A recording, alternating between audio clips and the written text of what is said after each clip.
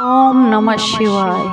नमस्कार हरि प्रेमियों, आपका हमारे YouTube चैनल में स्वागत है।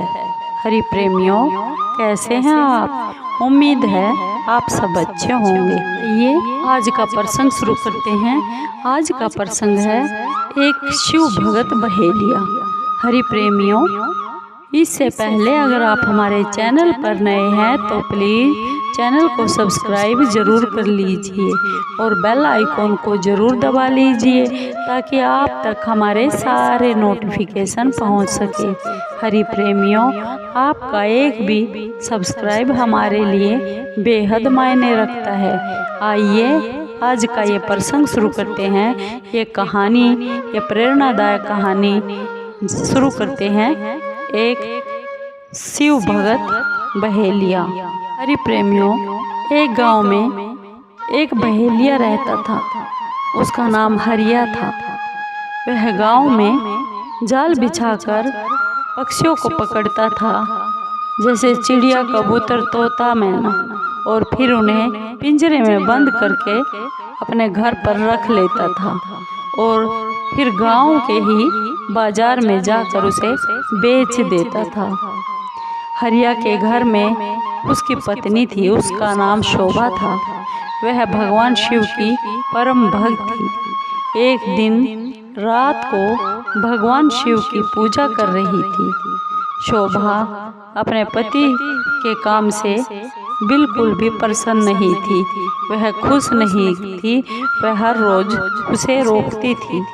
एक दिन की बात है, उसने अपने पति हरिया से कहा, सुनो जी, तुम जिन पंछियों को पकड़ते हो और फिर बाजार में बेच कर आते हो, उन्हें कितना दुख होता होगा, कितनी तकलीफ होती होगी। अपनी पत्नी शोभा की बात सुनकर हरिया हंसने लगा और वह अपनी पत्नी से बोला, तुझे कैसे पता है कि इन्हें बहुत तकलीफ होती है?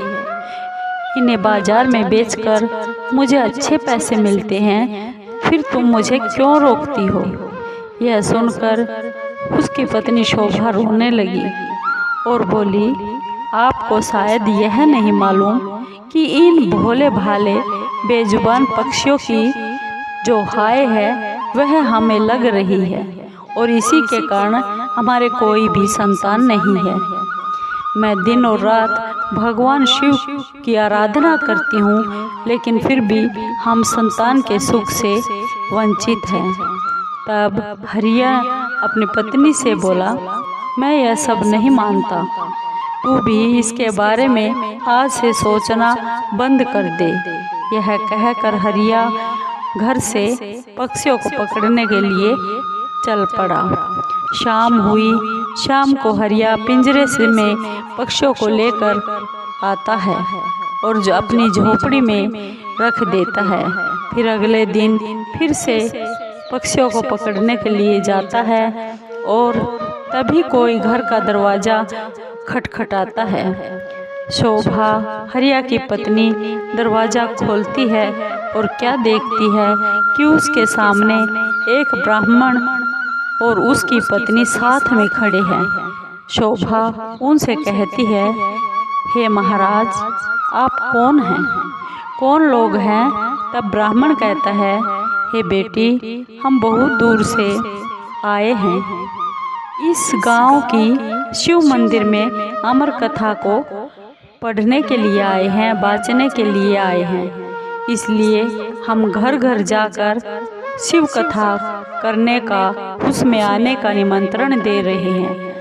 तुम्हें भी कल से अपने परिवार के साथ शिव मंदिर में आना होगा और कथा सुनना होगा। यह सुनकर शोभा बहुत खुश हो गई और वह बोली, हे ब्राह्मण देवता, मेरे तो भाग्य ही खुल गए। ऐसा अवसर तो बहुत भाग्य वालों को ही मिलता है, परंतु आप दोनों की रहने की व्यवस्था कहाँ पर है?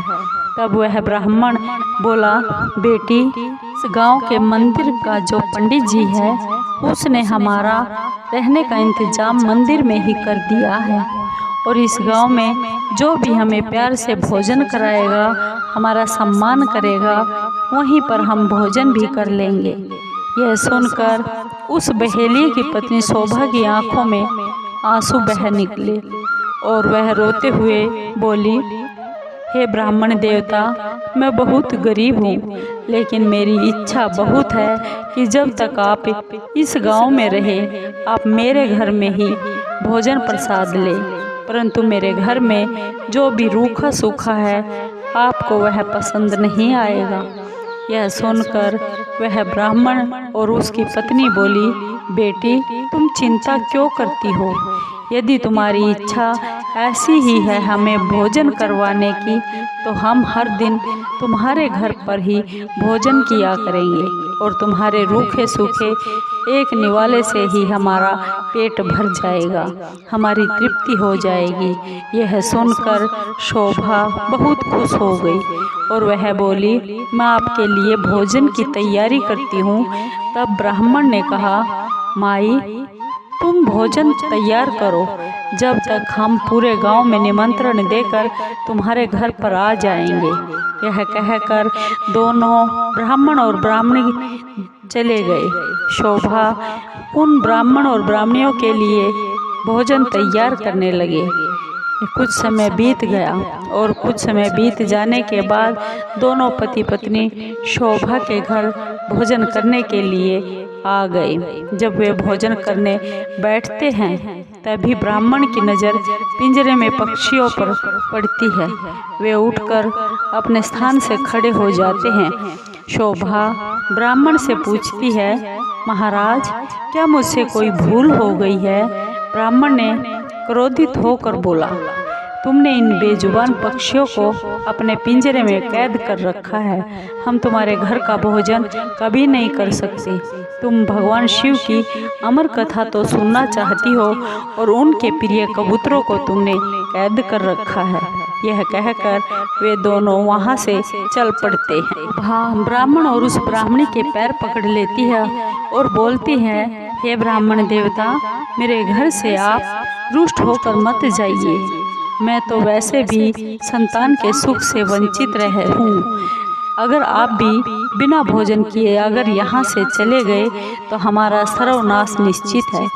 यह पक्षी मेरे पति ने पकड़े हैं, मैं अभी इनको छोड़ देती हूँ, आज़ाद कर देती हूँ। यह कहकर वह बाहर जाकर सभी पक्षियों को पिंजरे से बाहर छोड़ देती है, आज़ाद कर देती है।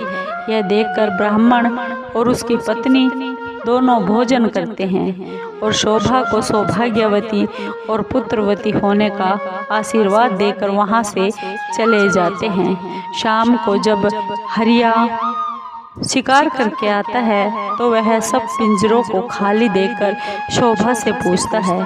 तब शोभा उसे सारी बात बता देती है। हरिया बहुत गुस्से में बोलता है, मैं इतनी मेहनत करके पक्षियों को पकड़ कर लाया था और तूने सब पंछियों को उड़ा दिया। आज के बाद किसी को भोजन पर मत बुलाना। तब शोभा बोलती है, मैंने तो उन दोनों को 7 दिनों का न्योता दे दिया है, अब मैं पीछे नहीं हट सकती। उन्होंने मुझे सौभाग्यवती और पुत्रवती होने का भी आशीर्वाद दे दिया है। अमर कथा बाँचने वाले सच्चे ब्राह्मण का आशीर्वाद कभी भी निष्फल नहीं जाता। अगर उन्हें भोजन नहीं करवाया और उन्होंने गुस्से में कुछ श्राप दे दिया तो हमारा सर्वनाश हो जाएगा। अब आप केवल 7 दिनों तक बिल्कुल भी पंछियों को मत पकड़ना, बाद में जो चाहे करना।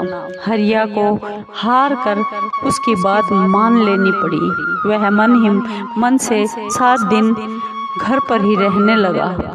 हर दिन ब्राह्मण और उसकी पत्नी भोजन करने के लिए हरिया के घर आते और उनके आने से पहले ही हरिया घर से चला जाता। उसे यह सब बिल्कुल भी अच्छा नहीं लगता था। शाम के समय शोभा कथा सुनने के लिए शिव मंदिर में चली जाती और वह हरिया से भी चलने को कहती, लेकिन हरिया बिल्कुल भी नहीं जाता। इस तरह 6 दिन बीत गए। रात को शोभा ने हरिया से कहा, आपने मेरे कहने से 6 दिन पंछियों को नहीं पकड़ा, बस आप मेरी एक बात और मान लीजिए। हरिया बोला, बोलिए क्या बात है? वैसे भी मैं केवल कल ही घर पर रुकूंगा और परसों आने पर फिर से अपने काम पर चला जाऊंगा। तब शोभा बोली, कल अमर कथा है और समाप्त हो जाएगी। मैं चाहती हूँ आप कल मेरे साथ शिव मंदिर में अमर कथा सुनने के लिए जरूर चलिए और वहाँ से वापस आने के बाद ब्राह्मण और उसकी पत्नी को अंतिम बार भोजन करवाकर उनसे आशीर्वाद ले लीजिए। क्या पता उन ब्राह्मण और ब्राह्मणी के आशीर्वाद से हमें संतान का सुख मिल जाए।